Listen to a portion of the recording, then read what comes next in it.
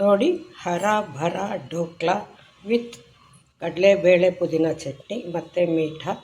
China gross halwa ಇತ್ತು ಅಂದ್ಬಿಟ್ಟು ಇದು ಉಲ್ಟಾ ಮಾಡಿದ್ರೆ, ಇದು ಮೇಲಿನ ಭಾಗ, ಇದು ಉಲ್ಟಾ ಮಾಡಿದ್ರೆ ಹೇಗಿರುತ್ತೆ ಅಂತ ತೋರ್ಸೋಕ್ಕೋಸ್ಕರ ಮಾಡಿದ್ದಿತ್ತು ಅಂತ ಇಟ್ಟಿದ್ದೀನಿ. ಪೂರ್ಣ ಸ್ತ್ರೀ ಸೃಷ್ಟಿಗೆ ಸ್ವಾಗತ. ನೋಡಿ, ಇದು ಪಾಲಕ್ಕು ಮತ್ತು ಸ್ವಲ್ಪ ಬಾಂಬೆ ಬಸಳೆ ಇಟ್ಕೊಂಡಿದ್ದೀನಿ, ಸ್ವಲ್ಪ ಬಟಾಣಿ ಇಟ್ಕೊಂಡಿದ್ದೀನಿ. ನೀರು ಕುದೀತಾ ಇದೆ, ಇದಕ್ಕೆ ಬಟಾಣಿನ ಹಾಕ್ಕೊಂಡು ಸ್ವಲ್ಪ ಬೆಳ್ತಿದೆ. ಎಳೆದಾಗಿದ್ದರೆ ಒಂದು ನಿಮಿಷ ಕುದಿದ್ರೂ ಸಾಕು. ಅದಕ್ಕೆ ಸೊಪ್ಪನ್ನು ಹಾಕ್ಕೋಬೇಕು. ಇದೊಂದು ನಿಮಿಷ ಕುದಿದ ಮೇಲೆ ಹಾಕ್ಕೊಳ್ತೀನಿ. ಇದು ಕಾಡು ಬಸಳೆ ಅಂತ, ಇದರದ್ದು ಒಂದೋ ಎರಡೋ ಎಲೆ ಹಾಕ್ಕೋಬಹುದು ಯಾವಾಗಲಾದರೂ. ದಿನ ಮೇಲಿಂದ ಮೇಲೆ ಹೆಚ್ಚಿಗೆ ಹಾಕ್ಕೊಳ್ಳೋಕೆ ಹೋಗಬೇಡಿ. ಒಂದೆರಡು ನಿಮಿಷ ಇದು ಕುದಿದಿದೆ. ಇದಕ್ಕೆ ಏನು ಹೆಚ್ಚೋದು ಬೇಡ, ಈ ಸೊಪ್ಪನ್ನು ಹಾಗೆ ಹಾಕ್ಕೊಂಡು ಒಂದು ನಿಮಿಷ ಬ್ಲಾಂಚ್ ಮಾಡೋದು ಅಂತಾರಲ್ಲ ಹಾಗೆ ಒಂದು ನಿಮಿಷ ಬೇಯಿಸೋಣ. ಸೊಪ್ಪು ಹಾಕಿದಾಗ ತಟ್ಟೆ ಮುಚ್ಚಬೇಕು ಅಂತ ಏನಿಲ್ಲ, ಓಪನ್ ಆಗೇ ಇರಲಿ. ಯಾವಾಗಲೂ ಅಷ್ಟೇ, ಕುಕ್ಕರಲ್ಲಿಟ್ಟರೆ ಏನು ಮಾಡೋಕ್ಕಾಗಲ್ಲ. ಹೊರಗಡೆ ಬೇಯಿಸಿದಾಗ ಸೊಪ್ಪು ಬೇಯಿಸೋವಾಗ ತಟ್ಟೆ ಮುಚ್ಚೋದು ಬೇಡ. ಈಗ ಒಂದು ನಿಮಿಷ ಬೆಂದಿದೆ. ಒಲೆ ಆರಿಸಿ ಆ ನೀರು ಚೆಲ್ಲಿ ಸ್ವಲ್ಪ ತಣ್ಣೀರು ಹಾಕ್ಕೊಳ್ಳೋಣ. ಈಗ ಇದಕ್ಕೆ ಸ್ವಲ್ಪ ತಣ್ಣೀರು ಹಾಕ್ಕೊಂಡು ಅದನ್ನು ತೆಗೆದುಬಿಡೋಣ. ಇವಾಗ ಮೀಠ ಮಾಡೋದಕ್ಕೆ ಖರ್ಜೂರದ ಮೀಠ ತೋರಿಸ್ತಾ ಇದ್ದೀನಿ. ಒಂದು 10 ಖರ್ಜೂರ ಬೀಜ ತೆಗೆದು ಹಾಕ್ಕೊಂಡಿದ್ದೀನಿ. ಒಂದು ಸ್ವಲ್ಪ ದ್ರಾಕ್ಷಿನೂ ಹಾಕ್ಕೊಳ್ತಾ ಇದ್ದೀನಿ, ಸ್ವಲ್ಪ ಬೆಲ್ಲ ಹಾಕ್ಕೊಳ್ತಾ ಇದ್ದೀನಿ, ಮತ್ತು ಸ್ವಲ್ಪ ಹುಣಸೆ ಹಣ್ಣು ಎಲ್ಲ ನಾರು, ಇದೆಲ್ಲ ಬಿಳಿ ಭಾಗ ಬೀಜ ನಾರು ಎಲ್ಲ ತೆಗೆದು ಹಾಕ್ಕೊಂಡಿದ್ದೀನಿ. ಸ್ವಲ್ಪ ಉಪ್ಪು ಸ್ವಲ್ಪ ಹಾಕ್ಕೋಬೇಕು, ಸ್ವಲ್ಪ ಮೆಣಸಿನ ಪುಡಿ, ಇದಿಷ್ಟು ಹಾಕ್ಕೊಂಡು ನುಣ್ಣಗೆ ರುಬ್ಕೊಳ್ಳೋಣ. ಈ ಖರ್ಜೂರನ ಸ್ವಲ್ಪ ಸಣ್ಣ ಚೂರು ಮಾಡಿಕೊಂಡು ಸ್ವಲ್ಪ ನೀರು ಹಾಕ್ಕೊಂಡು ರುಬ್ಕೊಂಡ್ರೆ ಸುಲಭ ಆಗುತ್ತೆ. ಗಟ್ಟಿ ಏನಾದರೂ ಇದ್ದರೆ ಸ್ವಲ್ಪ ಹೊತ್ತು ನೀರಲ್ಲಿ ನೆನೆಸಿಡಬಹುದು. ಈಗ ಈ ರೀತಿ ರುಬ್ಕೊಂಡಿದ್ದಾಗಿದೆ ನುಣ್ಣಗೆ. ಇದನ್ನು ಒಂದು ಪಾತ್ರೆಗೆ ಬಗ್ಗಿಸ್ಕೊಳ್ಳೋಣ. ಇವಾಗ ಇದು ಚೆನ್ನಾಗಿ ಕುದೀತಾ ಇದೆ. ನೋಡಿ, ಇಷ್ಟಿದೆ. ತಣ್ಣಗಾದ್ಮೇಲೆ ಇನ್ನು ಸ್ವಲ್ಪ ಗಟ್ಟಿ ಆಗುತ್ತೆ. ಇವಾಗ ಸಾಕು, ಒಲೆ ಆರಿಸೋಣ. ಈಗ ನಾವು ಬೇಯಿಸಿದ ಸೊಪ್ಪಿಗೆ ಒಂದು ಹಸಿಮೆಣಸಿನ್ಕಾಯಿ ಹಾಕ್ಕೊಂಡು ಮಿಕ್ಸಿಗೆ ಹಾಕ್ಕೊಂಡು ಇದನ್ನು ಕೂಡ ನುಣ್ಣಗೆ ರುಬ್ಕೊಳ್ತೀನಿ. ಇದಕ್ಕೆ ಸ್ವಲ್ಪ ಉಪ್ಪನ್ನು ಕೂಡ ಹಾಕ್ಕೊಳ್ತೀನಿ. ನಾವು ರುಬ್ಕೊಂಡಿರೋ ಈ ಪಾಲಕ್ಕು ಮತ್ತು ಬಟಾಣಿಗೆ ಒಂದೆರಡು ಹನಿ ನಿಂಬೆ ರಸ ಹಾಕ್ಕೊಂಡ್ರೆ ಸ್ವಲ್ಪ ಬಣ್ಣ ಚೆನ್ನಾಗಿ ಕಾಣುತ್ತೆ, ಬೇಗ ಕಪ್ಪಾಗೋದಿಲ್ಲ. ಈಗ ಇದರಲ್ಲಿ 2 ಬಟ್ಲಷ್ಟು ಕಡಲೆ ಹಿಟ್ಟು ಹಾಕ್ಕೊಂಡಿದ್ದೀನಿ, ಜರಡಿ ಮಾಡ್ಕೊಳ್ತೀನಿ.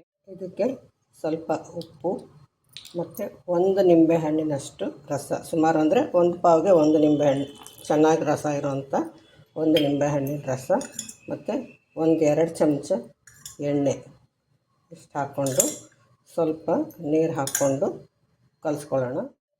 ಈ ಥರ ಕಲಿಸ್ಕೊಂಡಿದ್ದೀನಿ. ಇದಕ್ಕೆ ನಾವು ರುಬ್ಬಿಟ್ಕೊಂಡಿರೋ ಪಾಲಕ್ಕು ಮತ್ತು ಬಟಾಣಿ ಇದನ್ನು ಪೇಸ್ಟನ್ನು ಹಾಕಿ ಬೆರೆಸ್ಕೊಳ್ಳೋಣ. ಈಗ ಕುಕ್ಕರ್ ಪಾತ್ರೆಯಲ್ಲಿ ಸ್ವಲ್ಪ ಎತ್ತರಕ್ಕಿರೋ ಒಂದು ಬಟ್ಲಿಟ್ಟಿದ್ದೀನಿ. ಆ ನೀರು ಕುದೀತಾ ಇದೆ, ಅದು ಮೊದಲು ಇಂಪಾರ್ಟೆಂಟು. ಪಾತ್ರೆಗೆ, ಅಗಲದ ಪಾತ್ರೆಗೆ ಎಣ್ಣೆ ಹಚ್ಚಿಟ್ಕೊಂಡಿದ್ದೀನಿ. ಇವಾಗ ನಾವು ಇದೆಲ್ಲ ಕಲಸಿರೋ ಹಿಟ್ಟಿಗೆ ನಾವು ಸುಮಾರು ಅರ್ಧ ಚಮಚದಷ್ಟು ಸೋಡಾ ಹಾಕ್ಕೋಬೇಕು. ಒಂದು ಸ್ವಲ್ಪ ನೀರು ಹಾಕ್ಕೊಂಡು ಇದನ್ನು ಹಾಕ್ಕೊಂಡು ಕಲಸಿದ ಕೂಡಲೇ ನಾವು ಪಾತ್ರೆಗೆ ಹಾಕಿ ಕುಕ್ಕರಲ್ಲಿ ಇಟ್ಬಿಡಬೇಕು. ಅದು ತುಂಬ ಮುಖ್ಯ. ನೋಡಿ, ನಾವು ನಿಂಬೆ ರಸನ ಹಾಕಿರ್ತೀವಲ್ವ, ಅದಕ್ಕೆ ಇದು ಚೆನ್ನಾಗಿ ನೊರೆ ಬರುತ್ತೆ.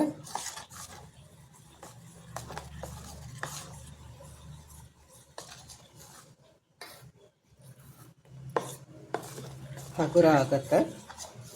ಈ ಟೈಮಲ್ಲಿ ಅದು ನೀರು ಮಾತ್ರ ಮೊದಲೇ ಕುದೀತಾ ಇರಬೇಕು. ಚೆನ್ನಾಗಿ ಕೆಳಗಡೆವರೆಗೂ ಕಲಿಸ್ಬಿಟ್ಟು ಅದಕ್ಕೆ ನಾವು ಎಣ್ಣೆ ಹಚ್ಚಿಟ್ಕೊಂಡಿರೋ ಪಾತ್ರೆಗೆ ಹಾಕೋಣ. ಈಗ ಈ ರೀತಿ ಇಟ್ಟಿದ್ದೀನಿ. ಆವಿಲ್ ಬೇಯಿಸ್ಬೇಕು, ಕುಕ್ಕರು ವೆಯ್ಟ್ ಹಾಕಬಾರ್ದು. ಈಗ 15 ನಿಮಿಷ ಬೇಯೋಕ್ಕೆ ಬಿಡಬೇಕು. ಈಗ ಚಾಕುನಲ್ಲಿ ಸುತ್ತಲೂ ಅಂಚೆಲ್ಲ ಬಿಡಿಸ್ಕೊಂಡಿದ್ದೀನಿ. ಇವಾಗ ಹೀಗೆ ಮಾಡಿದ್ರೆ ಇದು ಬಂದುಬಿಡುತ್ತೆ. ಇದನ್ನು ಒಂದು ತಟ್ಟೆಗೆ ಹಾಕ್ಕೊಳ್ತಾ ಇದ್ದೀನಿ. ಇದನ್ನು ಇವಾಗ ನಮಗೆ ಬೇಕಾದ ಸೈಜ್ ಬಿಲ್ಲೆ ಮಾಡ್ಕೊಳ್ಳೋಣ. ನೋಡಿ, ಎಷ್ಟು ಗೂಡು ಬಿಟ್ಟಿದೆ, ಎಷ್ಟು ಮೃದುವಾಗಿ ಸ್ಪಂಜ್ ಥರ ಇದೆ ಅಲ್ವಾ. ಇದು ತಣ್ಣಗಾದ್ಮೇಲೆ ತೆಗೆದ್ರೆ ತಿರುವಾಕೋಕ್ಕೆ ತುಂಬ ಸುಲಭ ಆಗುತ್ತೆ. ಬಿಸಿಲೇ ಮಾಡೋಕ್ಕೆ ಹೋಗಬೇಡಿ. ಈಗ ಒಗ್ಗರಣೆಗೆ ಬಾಣಲೆ ಇಟ್ಟಿದ್ದೀನಿ. ಅದಕ್ಕೆ ಸಣ್ಣಗೆ ಹೆಚ್ಕೊಂಡಿರೋ ಹಸಿಮೆಣಸಿನ್ಕಾಯಿ ಹಾಕ್ತೀನಿ. ಇದು ಸಿಡಿಯುತ್ತೆ, ಒಂದು ಸ್ವಲ್ಪ ಮುಚ್ಚೋಣ. ಅದಕ್ಕೆ ಸ್ವಲ್ಪ ಬಿಳಿ ಎಳ್ಳು ಹಾಕ್ಕೊಳ್ತಾ ಇದ್ದೀನಿ. ಇದು ಆದಮೇಲೆ ಒಲೆ ಆರಿಸೋಣ. ಒಲೆ ಆರಿಸಿದ್ಮೇಲೆ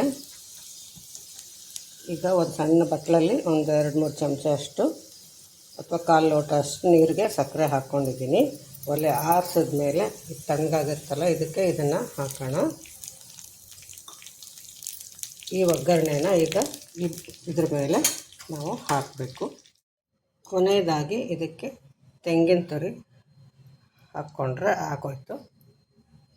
ನಮ್ಮ ಡೋಕ್ಲಾ, ಹಸಿರು ಡೋಕ್ಲಾ ಸಿದ್ಧ ಆಯಿತು. ಸವಿಯೋಕ್ಕೆ ಸಿದ್ಧವಾಗಿದೆ. ಪುದೀನ ಚಟ್ನಿ ಮುಂಚೆ ತೋರಿಸಿದ್ದೀನಿ ಅಂತ ಈ ಸಾರಿ ತೋರಿಸ್ಲಿಲ್ಲ.